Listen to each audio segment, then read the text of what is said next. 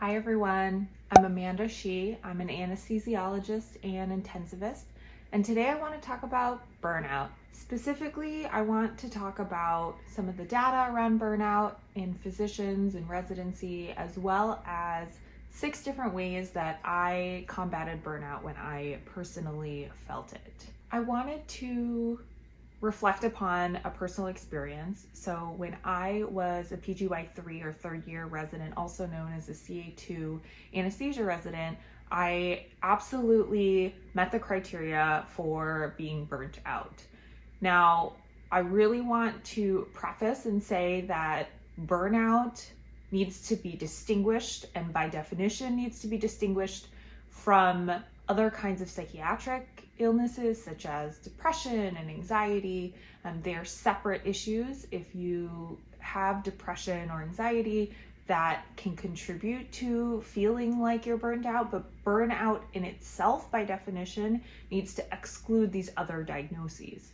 So I did want to also talk about the fact that burnout has its own definition. To start with the definition, the ICD, or the International Classification of Diseases, actually defines burnout syndrome by 3 components. 1, feelings of energy depletion or exhaustion. 2, increased mental distance or feelings of negativism or cynicism related to one's job. And 3, reduced professional efficacy. And in that definition, like I mentioned earlier, it's important to rule out other kinds of disorders or psychiatric illnesses that may be related. To reflect back on my CA2 year when I felt burned out, I absolutely met all 3 criteria by the ICD-11 definition of burnout syndrome. And what I will say is that our CA2 year in our residency is oftentimes one of the hardest years for many people. So the way my schedule was, I had a lot going on. So not only was I very busy with the American Medical Women's Association, I was planning their conference. I also had joined the ACGME on a review committee and had a lot of different other committee requirements and commitments that I was working on. I was traveling a lot for these meetings and didn't really take any vacation because I used all of my vacation time in order to fulfill these extracurricular commitments. So I will say as well, CA2 year, around this time, I had already been completing, or I'd already completed or was in the midst of some really tough rotations. So I had done a second month of cardiac anesthesia in which the volume or the caseload was quite high, and I stayed late many days. So that's like sometimes I go home at 9 p.m., 10 p.m., and still come back the next morning. And we didn't at that time have an opportunity for relief earlier before call. So I would be working really late one night, I'd come in the next day, I'd work a full day, and I'd be on 24-hour call. And frequently the cardiac ORs at that time had run really late most days. And so when I was on call, I anticipated being awake doing cases for the full 24 hours. On top of that, there was a period of time in which my clinical schedule was extraordinarily challenging, and I had worked 4 weekends straight in addition to the full work week. And that was not necessarily something that was done on purpose. It was just a small oversight, but it was something that had really made it challenging to avoid burnout. And so those were a couple of the things that kind of led to this feeling of being burnt out. On top of that, I know that I just have my mood depleted by the winter. So I'm recording this, it's currently February, it's snowing outside, and as much as I love the snow and how beautiful it is, I could say that when I was really tired because I was working so hard and I had a really challenging set of cases, so oftentimes in these subspecialty rotations, we would encounter patients that were extraordinarily sick and sometimes had outcomes that were not favorable. And that was really emotionally challenging as well. So add all of this stuff together with the fact that it The daylight hours were minimal. I went in, it was dark. I left, it was dark. I never saw the sun. I never had a day off for many, many days straight. All of these things contribute to this feeling of burnout. In terms of the data surrounding burnout, I did find a 2020 Medscape survey of physicians on burnout. And what's interesting from that survey was that a total 42% of respondents reported that they were burnt out, which was actually a decrease compared to prior years. And what's also interesting is the breakdown of specialties and how they responded to being burnt out. So I am within two specialties. I'm an anesthesiologist, but I'm also an intensivist, or someone that works in the ICU in critical care medicine. And it's known that in critical care, the burnout rate is higher, which is borne out in this survey as well. So for critical care, 44% of respondents said they were burnt out, versus in anesthesiology, where 41% said they were burnt out. Most of the physicians that had responded were mid-career, so this isn't necessarily this isn't a population that is residents. This is a population of working attendings. I envision that the resident population may actually have much higher levels of burnout based on just scheduling and challenges with having control over one's own schedule. The last thing I found really interesting was the comparison of genders. So 48% of women reported burnout compared to only 37% of men. And those of you watching can probably guess as to some of the domestic challenges at home and the workload at home that may be contributing to this gender difference in burnout. In reflecting back to my CA2 year, a couple of things that were kind of scary to me now is just remembering how short-tempered I was.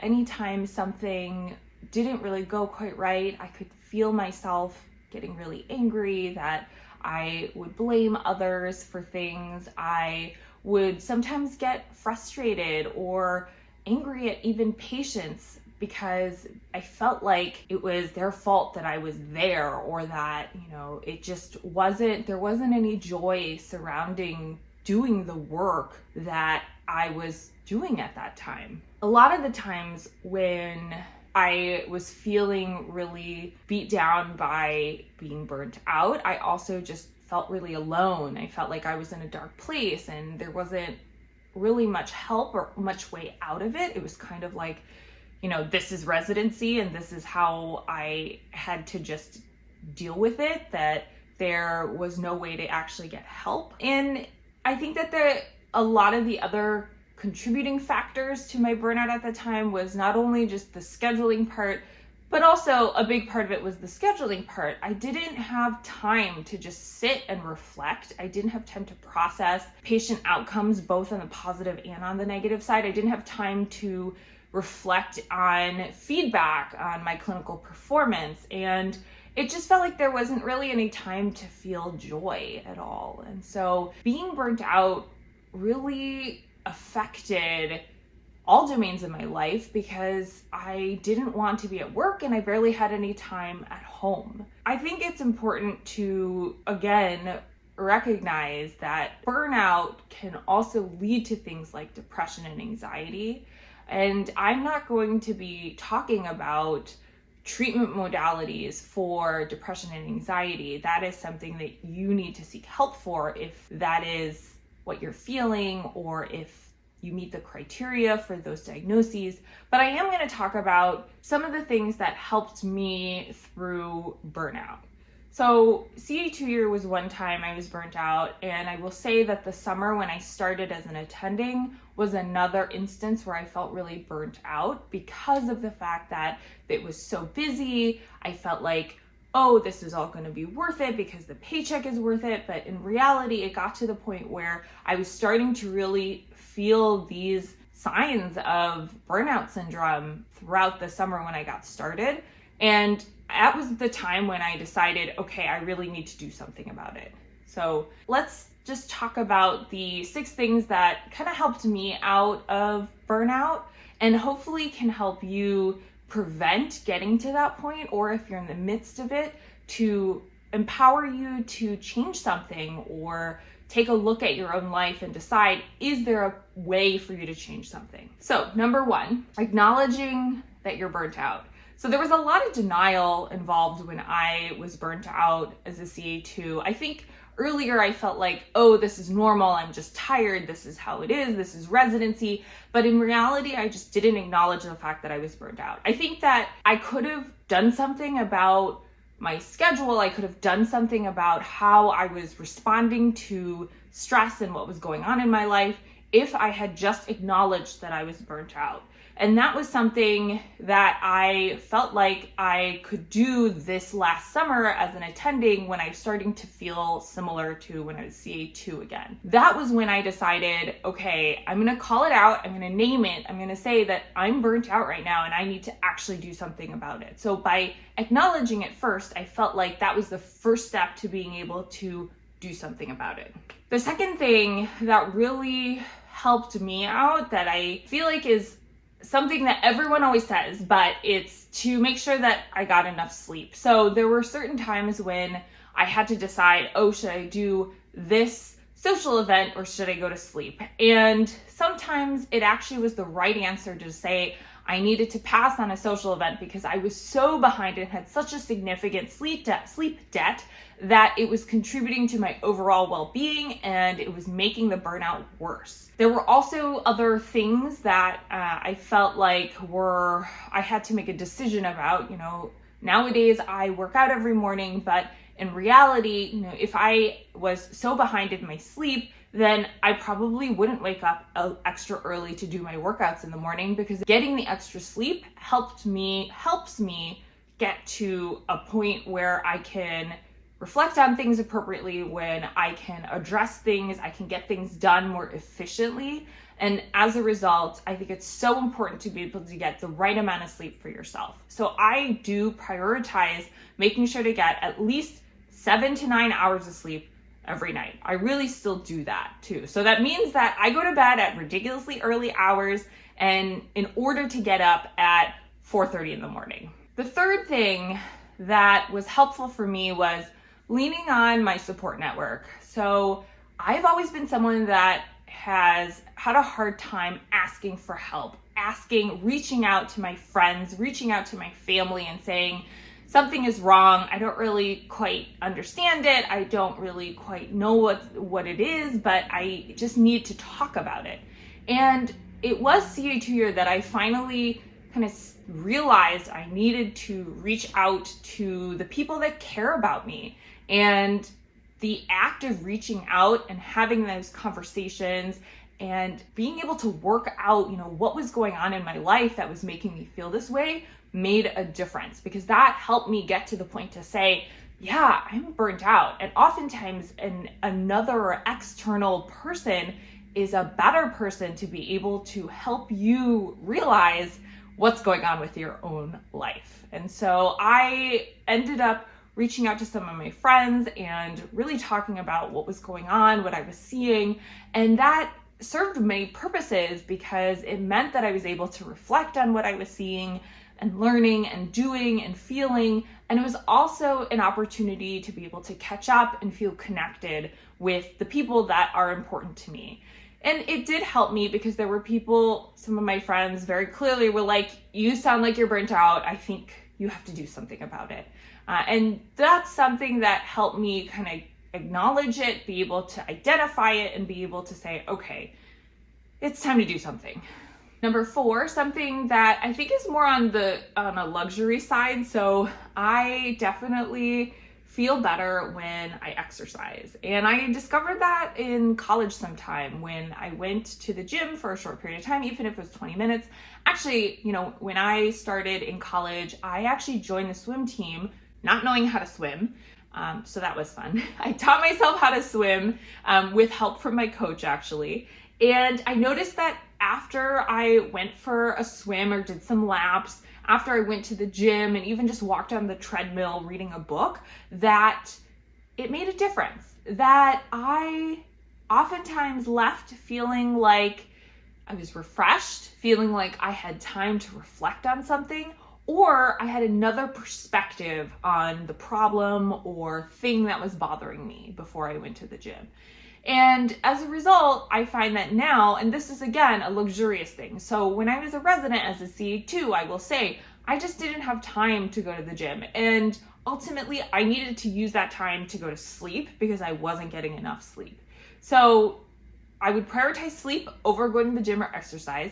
But now, as an attending, I will say I have more of that luxury of time. And as a result, I prioritize being able to do daily exercise, get my heart rate up, really make sure that I have an opportunity for myself, and it makes a difference. Number 5, something that I still struggle with today is saying no to certain things. So I've always been someone that if an opportunity arises, I say yes to it. I go for it. If an opportunity to apply for something arises, I go ahead and apply for it. And generally, I don't say no to things. Generally, I feel bad if I feel like I'm letting someone down if I decline on a request or an ask that someone has.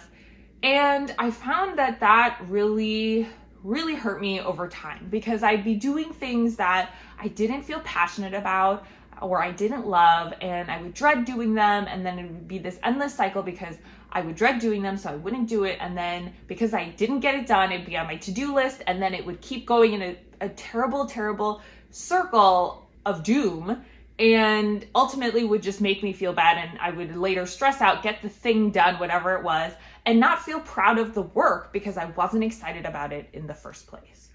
So I've been learning lately to say no. I recognize too that for me at least, there's certain times in which I have more commitments than others.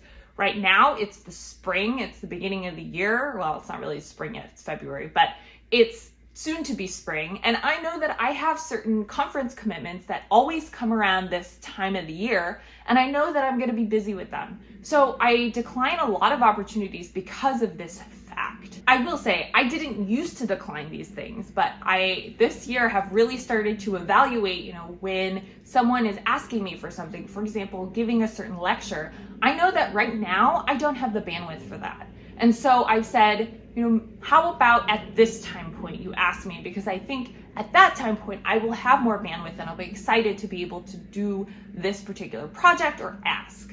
And the last thing, number 6, it's important to control what you can.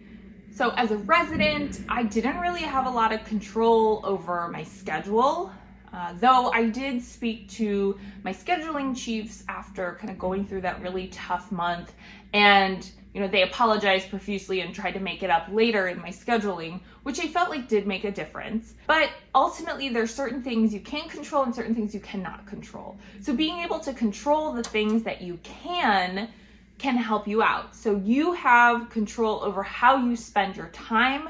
You have control over how you eat and how you approach things and just your response to how life is. As I alluded to earlier, I had a really short fuse when I was feeling burnt out, and I didn't feel like I had great control over my emotions or the way that I reacted to certain things. And I think that was in big part because I was so burnt out. So it's kind of like this terrible cycle of you should control the things you can, but you don't feel like you can control certain things because you're in this terrible feeling of being burnt out. While that cycle is definitely true, I think that it's important to recognize that there are still going to be things in your control. Being able to identify those things that are in your control and work with those things so that you can focus on optimizing whatever you have available, whatever you can be doing, and trying to make the most of that, I think does make a difference. So I currently, I will say, have more time off. And